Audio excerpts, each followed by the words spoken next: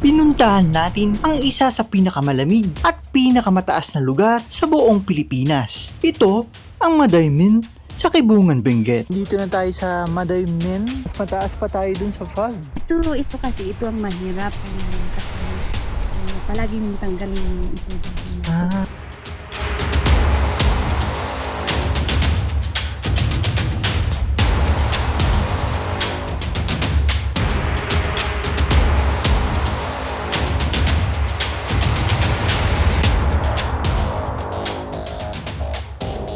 Dito tayo ngayon sa Kibungan. Town proper to. Maraming mga establishment. Yan. Mga maliliit na kainan, ganyan. Yan I love Kibungan. Ganda. Try natin dito. Ito yung municipal police station ng Kibungan. Pero tingnan mo yung view dun Grabe yung ganda ng view. Ayan. So, andito tayo ngayon sa pinakasentro ng bayan ng Kibungan, dito sa probinsya ng Benguet. At ipapakita ko sa inyo kung gaano kaganda yung nakapalibot na mga kabundukan dito.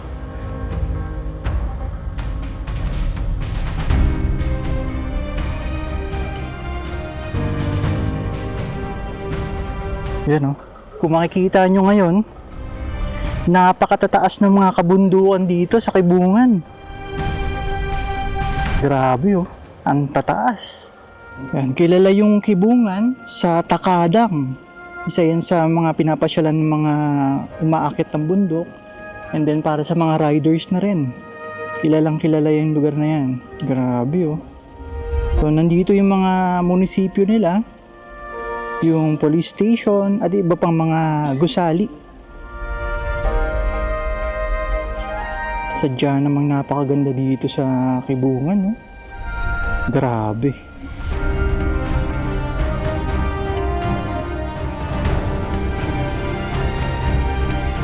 So binayayaan talaga yung Kibungan ng mga ganitong uri ng mga tanawin at kabundukan.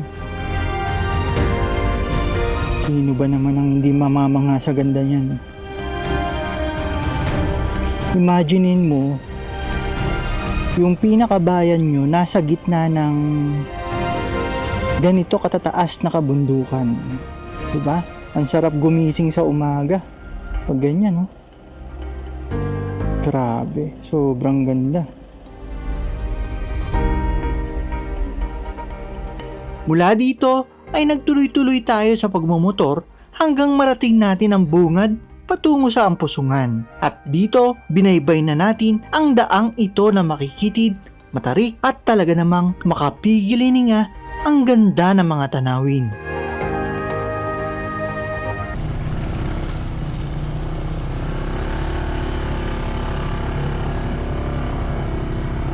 Malayo pa yan, kuya? Lapit na?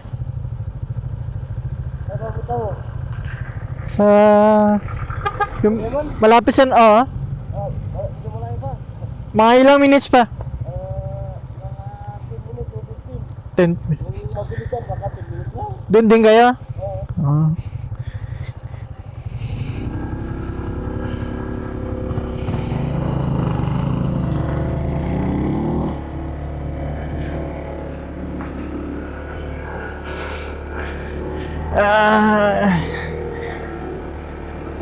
Yan si tata. Ito na naman.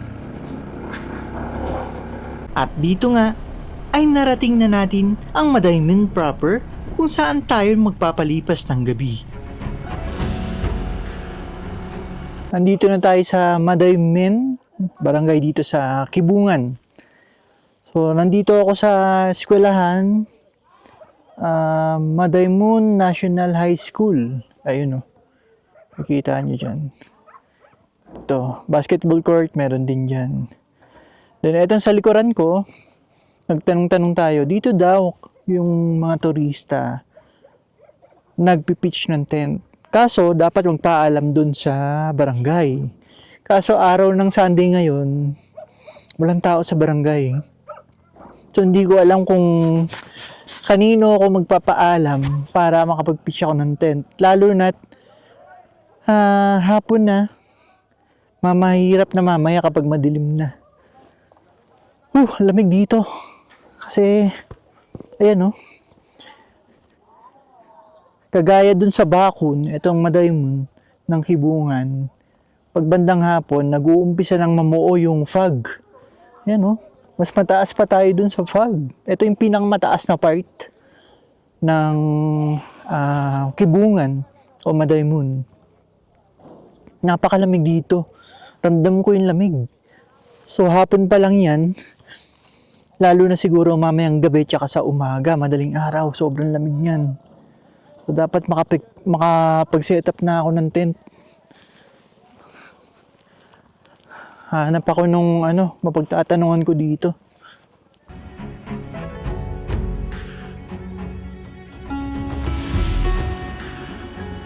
Kahit na nababalot ng fog ang paligid, ay hindi naman nagpatinag ang mga kababayan natin dito sa paglalaro ng basketball. Itong nakikita natin ngayon ang isa sa pinakamataas na basketball court sa Pilipinas.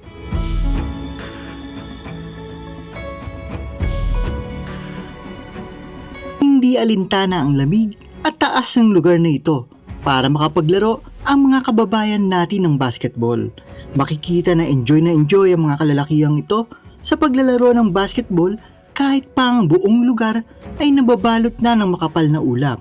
Tunay nga namang kahit saang lugar padalhin ng mga Pinoy, hindi mawawala ang pagkahilig natin sa paglalaro ng basketball. Kahit pa dito sa isang sitio na maituturing na isa sa pinakamataas sa buong Pilipinas.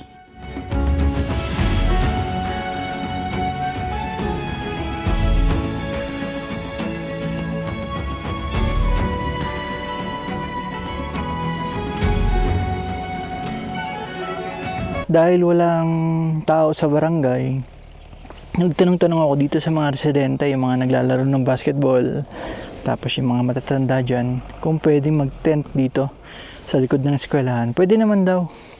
Kaya, mabilisan. Kagandahan dito sa tent natin, yung Ridge 2. Mabilis lang to i-set up. Wala pang 15 minutes. Matatayo mo na yan. Madali lang yan. Yan. So, okay na tayo dyan.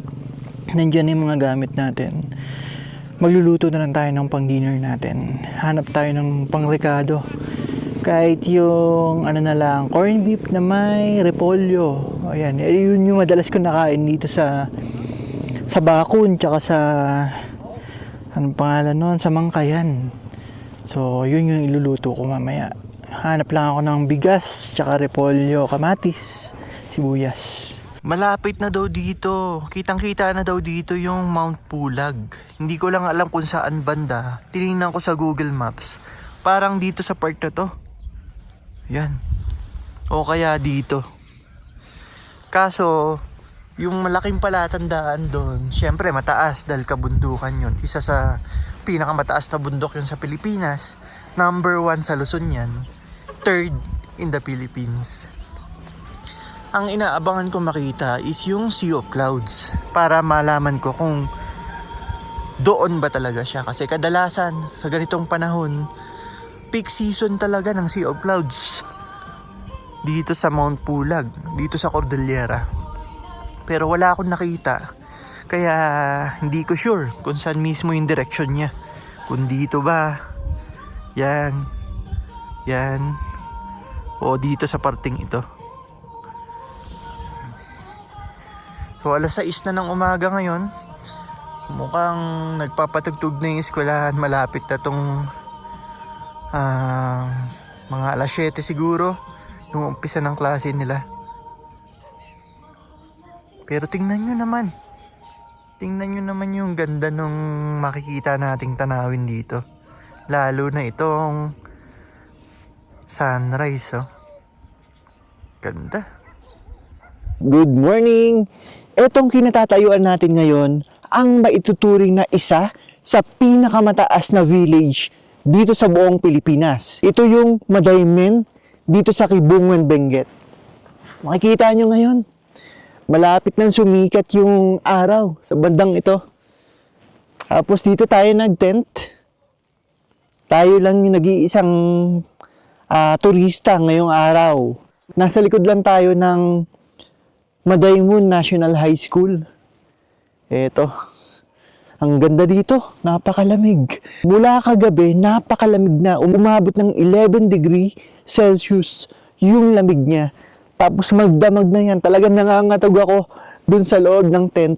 Kahit 4 na layer na yung suot ko, medyo tumatagos pa rin talaga yung lamig. Nung mga nakaraang araw, umabot daw ng 4, 5 degrees. So imagine kung gaano siya kalamig noon. Ngayon, 11 degrees pa lang, ramdam na ramdam ko na yung lamig. Yan, napakaganda dito. Mataas siya. Talagang mataas siya. Kitang-kita sa paligid, oh. Ayan. Kitang-kita yung mga taniman dito. At napakatatarik din talaga ng mga dinaanan natin kahapon. Medyo kinabahan ako kasi merong part na makitid lang siya. Talagang yung pagmumotor ko, dahan-dahan lang. At pag nagkamali tayo, may kalalagyan tayo doon. Pero awa ng Diyos, hindi naman tayo sumemplang. Nakarating naman tayo dito ng ligtas. Yan. Ganda. Ang lamig dito. Itong Madaymen, ito yung isa sa nakakaranas ng pinakamalamig na klima o panahon dito sa buong Pilipinas. Dahil nga naman sa napakataas na lokasyon nito. Umaabot ng 2,500 meters yung taas niya. Napakalamig, napakataas. Ganun siya kataas. Ayan, sa parteng ito, since mataas talaga yung lokasyon niya, parang ito yung isa sa unang makakasagap ng liwanag mula sa sunrise. Yan, oh.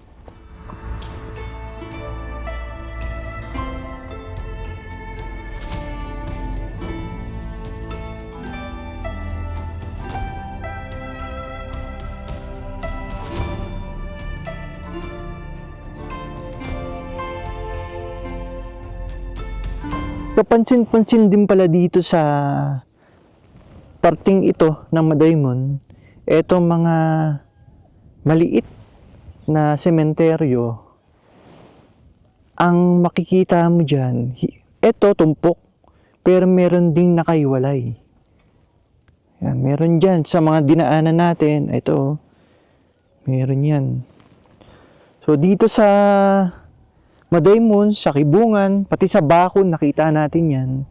Yan yung isa sa mga tradisyon dito sa Cordillera na talaga namang kakaiba.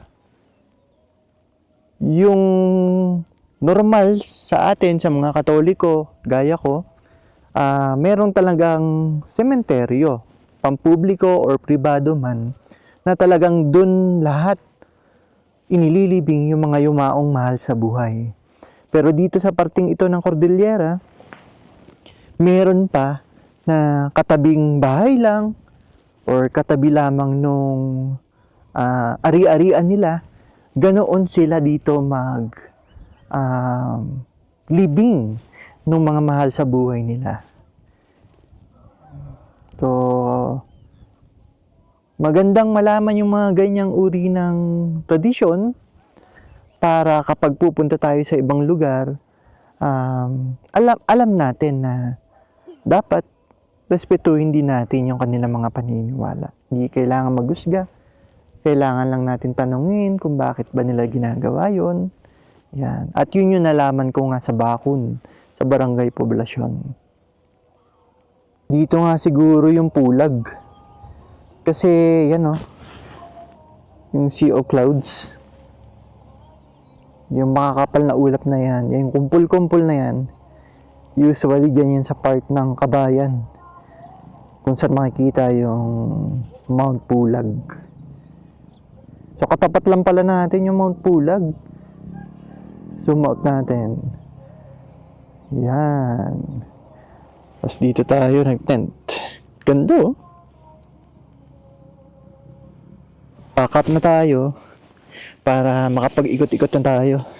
Pero pakita ko lang tong tent natin. Ganun siya kalamig dito. Tingnan nyo yung lamig. Tingnan nyo yung mga tubig na yan. Mga naipon niya na hamog. sa tent natin. Ayun, oh. Kala mo umulan, pero dahil yan dun sa hamog, ganun siya, kalamig dito sa Madaymon. Ito yung Madaymon National High School and elementary school na rin. Mag-start pa lang yung flag ceremony. So, bandang alas 8 yung pasok nila dito. Kumpara dun sa ibang probinsya, sa Maynila, na I think mas maaga. Dito kasi halos malalapit lang yung mga estudyante siguro. Kaya ganyan yung oras ng pasok nila.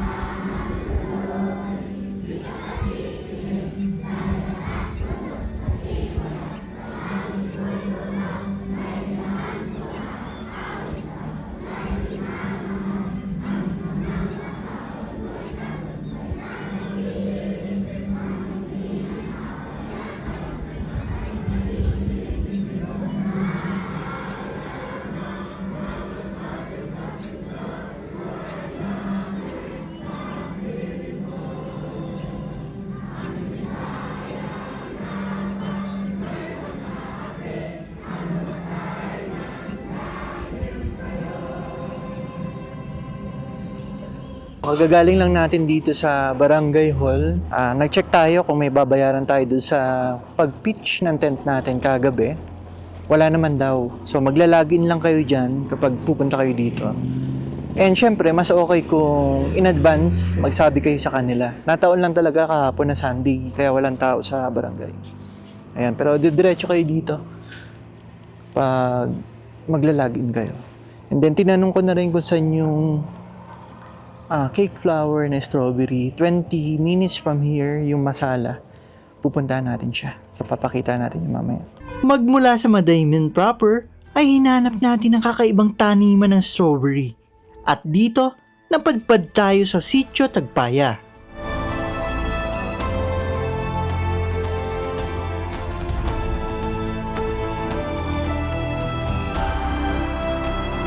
Normal lang makikita ang tradisyonal na hilelerang formasyon ng strawberry farm gaya sa La Trinidad, Benguet. Pero, dito sa Madaymon, tila hugis flower cake ang taniman nila dito. Vertical farming na nakakatipid sa espasyo, iwas baha, at talaga namang napakagandang pagmasdan. Sa pamamagitan nito, mas madali ang pagtatanim at pag-harvest.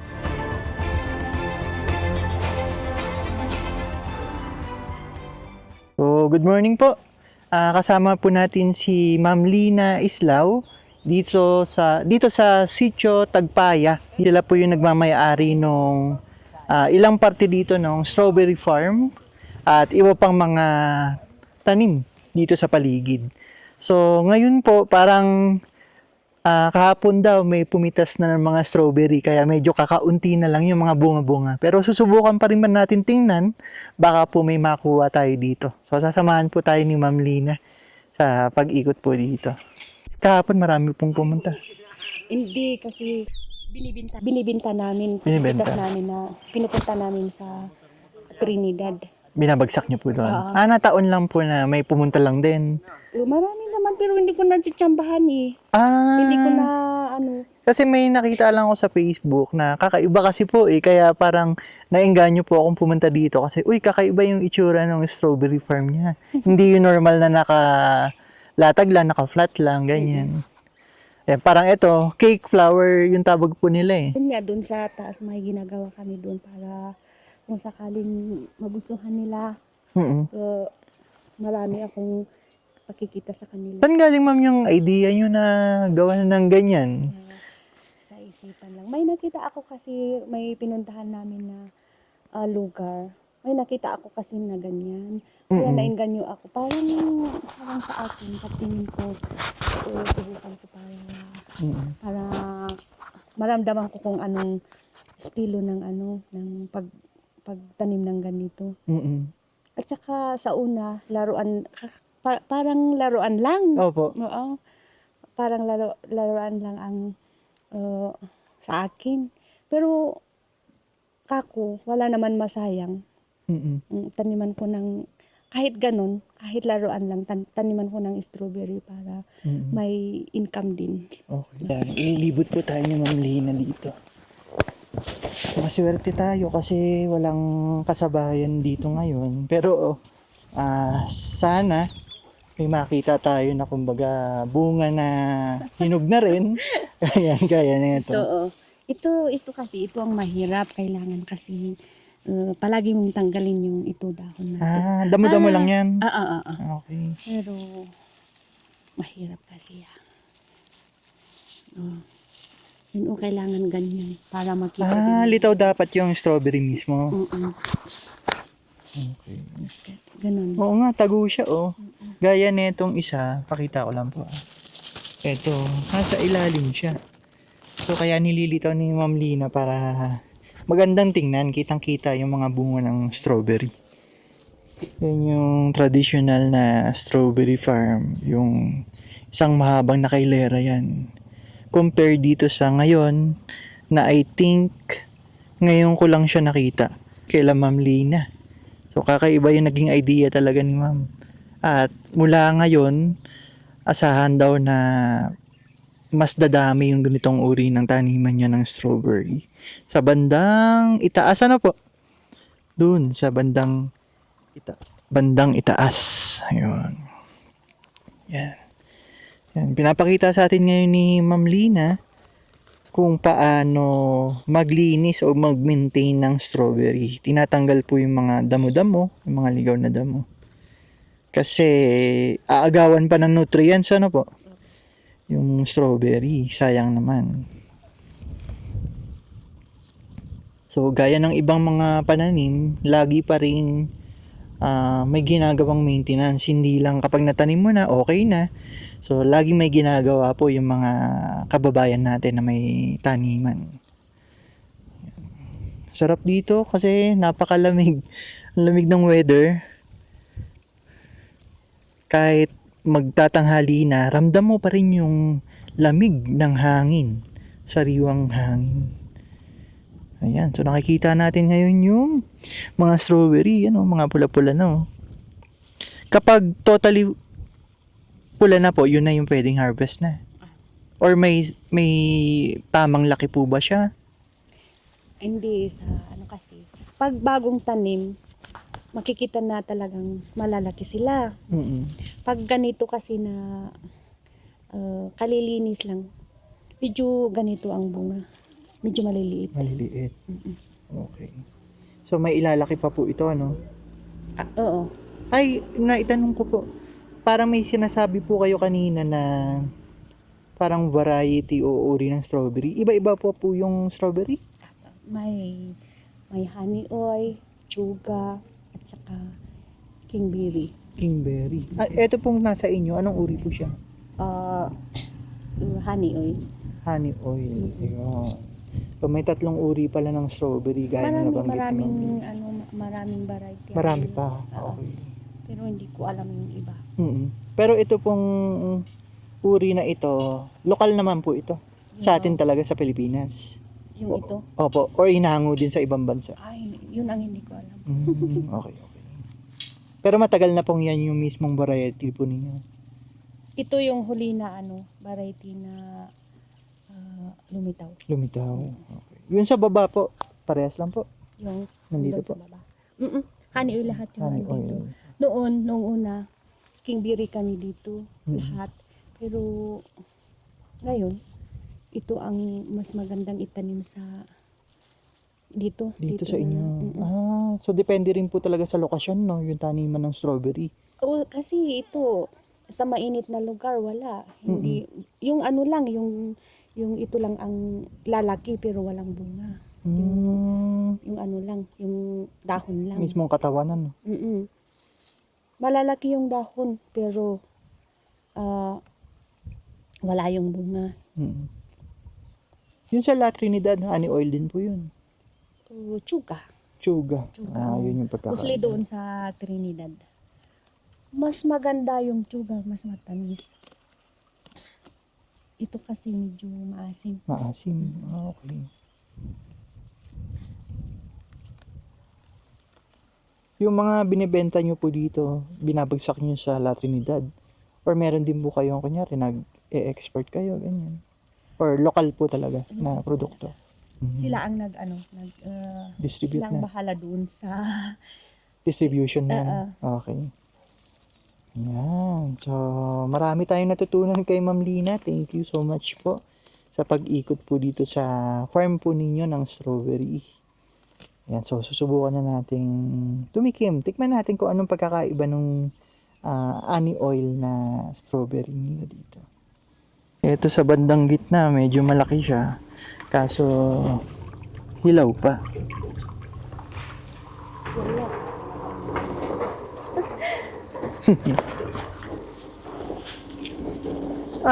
Marami rin po nahuhulog. Ano po? hindi hindi pwedeng Pataba na lang. pero hindi kailangan tanggalin yun. Ayan, meron po tayong nakita dito. Ito. So ito Ayan, mapula. hinog na hinog. Or ito, pulang-pula siya. So, ganito lang pagpitas po niyan. Yung dulo lang po. Yan, yung dulo lang mismo. Mabilis lang naman siyang matanggal sa pinakatangkay niya. Yan. Mano-mano po yung harvest, ganyan lang po, no? Yes, sir. Okay. Yan, mamaya, gasa natin. Tapos tikman natin.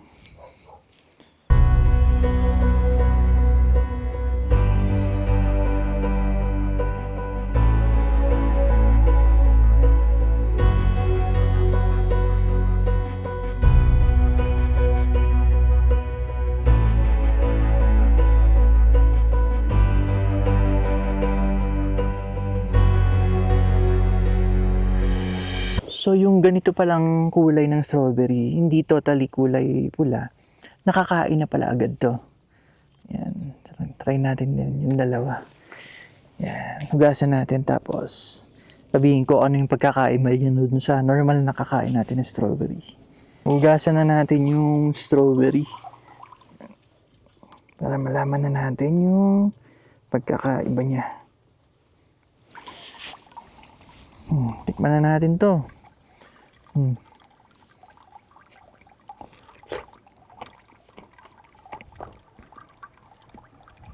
Matamis na may konting asim. No, yun po yung lasa niya. Matamis siya. Etong pula, nangibabaw yung tamis niya. Pero may kaunti pa ring asim. Ang sarap. Sigurado ka na fresh. Kasi ako mismo yung pumitas nung strawberry dito. Ito naman. Try natin yung may combination ng pula tsaka medyo puti at dilaw. Kung anong pagkakaiba niya.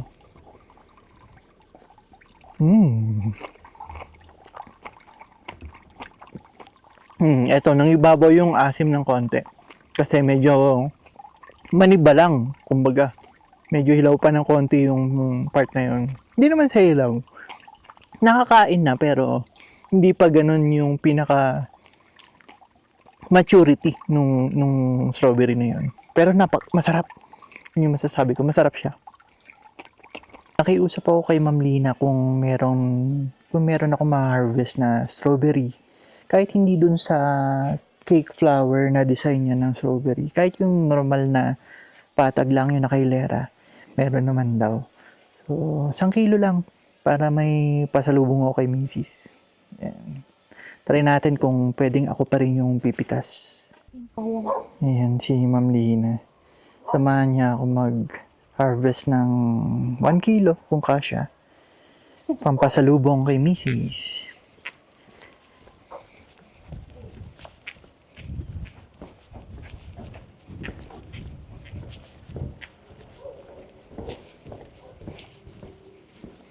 So, ganun po pala yun. Hindi masyadong hinog o pula na yung hina-harvest para i-consider kung gaano kalayo yung papupuntahan ng mga strawberry na yan. Kasi kung ibabiyahe pa yan na medyo malayo, baka sa biyahe pa lang, talagang hinog na. So, mas okay na medyo may konting puti-puti pa o dilaw-dilaw pa yung katawan ng strawberry. Para tamang-tama lang pagdating dun sa destinasyon, pula na rin siya. Hahanap ako ah.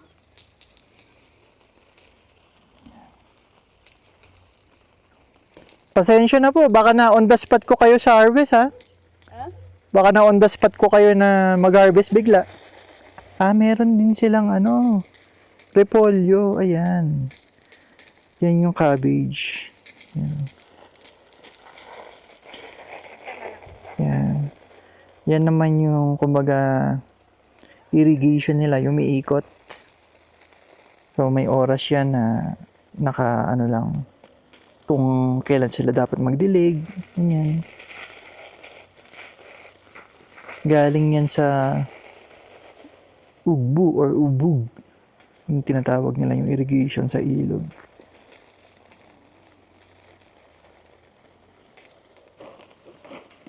Tunay nga namang kamangha-mangha ang bayan ng Kibungan.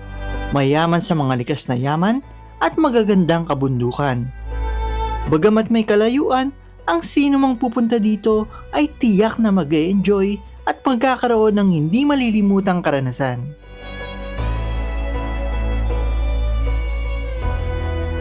Bago tayo umuwi ng Maynila, ay dumaan tayo sa La Trinidad para mamili ng ilang gulay. Dito tayo sa La Trinidad. Bumili tayo ng mga gulay kasi mura talaga dito. Dito yung bagsakan ng mga gulay galing sa iba't ibang bayan, probinsya din. Sa Kibungan, nalaman natin dito binabagsak yung mga sayote. Pero masyadong mabigat yung sayote. Kaya ang binili ko na lang carrots, bok choy, broccoli, spinach. Kapag mapupunta kayo ng La Trinidad o kaya Baguio at nag-iisip kayo ng pagkain na maiba naman, makakain naman ng iba naman. Sinigang na bagnet with strawberry. Masarap. Natikman na namin ito dati kaya bumalik ako dito para matikman ulit yung sinigang na bagnet na may strawberry. Masarap to. Bamis. 200 with rice na yun. Yan o. Pakita natin yung bagnet. Ayan, bagnet. Daming sabaw. May gulay na cabbage. Lettuce. Lettuce pa. May asim. Tsaka tamis.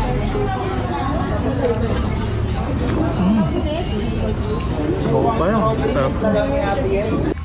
Talagang 200. Sulit. Ang daming sabaw.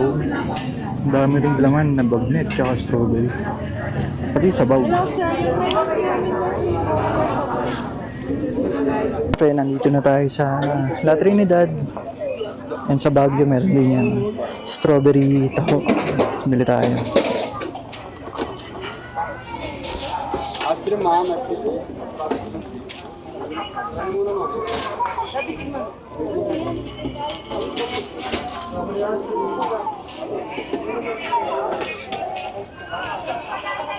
Ito yung mga pinamili nating gulay sa La Trinidad. Lagay lang natin. Laking bagay nung gamit natin na bakal dito sa motor. Kayang-kaya niya to. Ilang kilo rin to? Halagang 500. Galing tayo ng La Trinidad kahapon. Kakauwi lang natin kagabi. And request ni Mrs. yung sinigang na bagnet sa strawberry. Ito yun, oh. Yan. Masarap talaga to. Yan yung in-order ko kahapon. 200 pesos. May kasama ng rice doon. Nag-take out ako. 200 pesos. Madami siyang bagnet. Tapos, ang pagkakaiba nila dito, maliban sa okra, sitaw, yung madalas na nilalagay, meron ding sigarilyas at syempre yung pakita natin yung mga strawberry. Nandyan yung mga strawberry. Yan o. So, lasang-lasa. Yung amoy, amoy na amoy mo pa agad yung strawberry. Parang yung strawberry taho nila, parang naaamoy mo rin dito sa sinigang na to. So, ayun, kapag mapapadpad kayo sa La Trinidad, itry nyo tong sinigang na bagnet sa strawberry. Ngayon naman, napapakita ko sa inyo yung mga gulay na napamili ko sa La Trinidad. Halagang 500 pesos lahat. Eto. So, bok choy. Masyado na itong madami pero parang kalahating kilo lang to. Yan, bell pepper. Dami na ito. 100 pesos yata. Or 50 pesos. Or 150. Di ko tanda. Then broccoli. Imaginein mo, halos 200 na to sa atin dito sa Manila or sa mga nearby provinces. Dito, 150 lang. 2 kilos na to. Dami. Spinach. 50 pesos. 80 pesos ako pag bumibili na ito. Tapos, ito. Yung carrots. Ang dami na ito. 150 pesos. Ganito kadami. So, lahat yan, 500 lang. So, sulit na sulit. Lalo na kapag may dala kayong sasakyan. Ako, nakamotor lang eh. Kaya, limitado yung binili ko. Pag nakasasakyan kayo, imagine kung gaano karami yung mabibili ninyo sa La Trinidad. Yun kasi yung bagsakan talaga ng mga gulay. Maliban sa Baguio Public Market, mas maganda na dumiretso kayo sa La Trinidad. May tinatawag sila doon trading post. Yun yung may nagkwento sa akin na doon daw talaga mas mura pa. Pero ito, sa mismong strawberry farm. Pero mura na rin kung ikukumpara dito sa atin. Yan. Tapos, ito pa. Galing ako sa Madaymoon o Madaymoon sa Kibungan, Benguet. Kung saan namitas tayo ng strawberry. Ayan. Yung cake flower strawberry, yun yung kakaibang taniman na papataas talaga siya yung itsura ng strawberry niya. Kumpara sa traditional na nakahilera lang. Yan. So, ganito. 1 kilo yung binili ko doon. Ang presyo nito, alam niyo kung magkano? 200 pesos lang. Ang dami yun. Tingnan mo. Pero, syempre, magbabago yung presyo niyan, depende sa season. Kasi merong peak season, merong off season ng mga strawberry. Salamat po sa panonood ng episode nating ito. Kung hilig ninyo ang ganitong mga klase ng video at adventures, subscribe to our YouTube channel, We Wonder PH, para sa mga susunod pa nating itatampok. Thank you and see you on our next adventure.